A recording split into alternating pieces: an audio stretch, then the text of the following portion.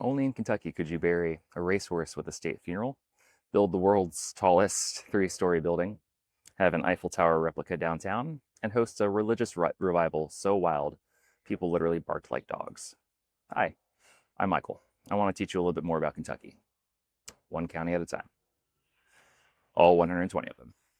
And today we're talking about Bourbon County. But before we talk about Bourbon County, I just want to take a second. I want to thank all y'all for showing up and your recent support, specifically over the last 2 weeks by engaging with these videos. I love this Commonwealth so much, and it's exciting to see interest from so many of you guys.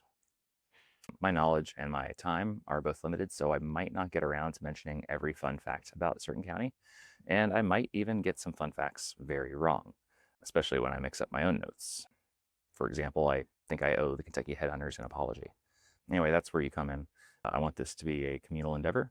Share your own facts, whatever you have, your own lore, your own county gossip in the comments so we can all learn together. Anyway, back to counties. Bourbon County. Bourbon County, Virginia was formed in 1785, back when Kentucky was still part of Virginia. It was named after the French royal family, the House of Bourbon, to honor King Louis XVI for helping America win the Revolutionary War. Original Bourbon County was enormous. It covered what are now 34 Kentucky counties, nearly a third of the state. And people started calling the whole region Old Bourbon. Over time, the map got carved up again and again until Bourbon County was just a small piece of its original self. The county seat is Paris. It was founded in 1789 as Hopewell. It was renamed a year later because apparently we just really liked France. And yes, Paris, Kentucky has its own Eiffel Tower. It's a steel replica built in 2021 by local welding students, decorated with horseshoes to honor the county's racing heritage. It stands near the Schinner Building, which Ripley's, believe it or not, once called it the tallest third-story building in the world, mostly because its proportions are so exaggerated, it looks really like a five-story building. I don't know why it was built that way. But now about bourbon. The story goes that bourbon whiskey got its name from this county.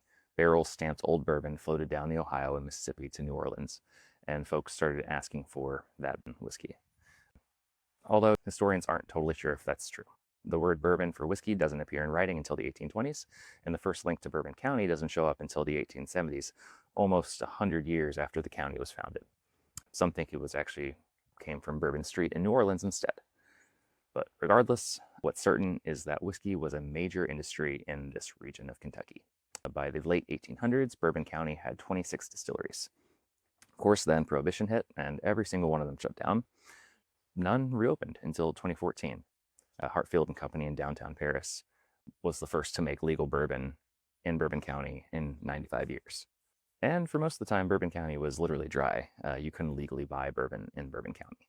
But while whiskey went dry, horses took over. This is the heart of the bluegrass, in my opinion.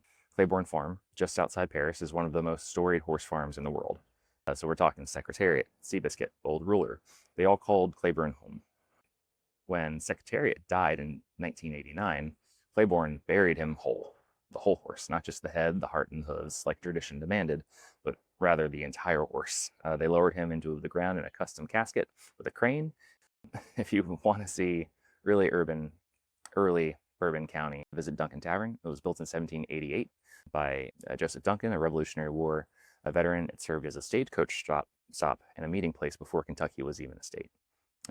Daniel Boone stayed there a lot, so did Simon Kenton.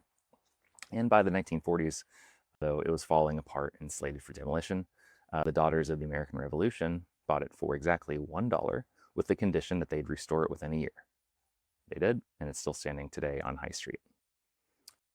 In August 1801, something extraordinary happened, though. The Cane Ridge Revival. Between 10 and 25,000 people, at a time when Lexington had fewer than 2,000 residents, came from across the frontier to camp, sing, pray, and witnesses describe people crying and fainting, barking like dogs. It was chaotic, deeply emotional, but it changed American religion forever, people say. The revival launched the Second Great Awakening, birthed several Protestant denominations just from that one revival. And the original 1791 log meeting still stands. It's preserved inside a stone structure, though, built in 1957 to protect it from weather. One of America's inventors was born in Bourbon County too, Garrett Morgan. He was the son of formerly enslaved parents. He grew up near Paris before moving north, and he's known for inventing the modern three-position traffic signal: green light, yellow light, and an early gas mask as well, early prototype for the gas mask. Bourbon County once had 27 covered bridges. Only one remains, the Colville Covered Bridge, built in 1877. It's just one of 11 left in total in Kentucky. Still open to cars. You can drive through it if you can, more if you want. It's like pretty safe. I did that somewhat recently. And then can't really talk about Bourbon County or Paris, Kentucky without talking about Mingy beef jerky, started by Ronnie Mingy in the 1990s on his family farm. This beef jerky is hand cut from solid beef, seasoned simply, dried without preservatives. Promise this isn't an ad. I just actually really like it. Family owned, still made right in Paris. And if you've driven through Kentucky, you've seen Mingy beef jerky hanging by the checkout counter in every single store you've ever been to. I love this stuff. So that's Bourbon County. What did I get wrong this time?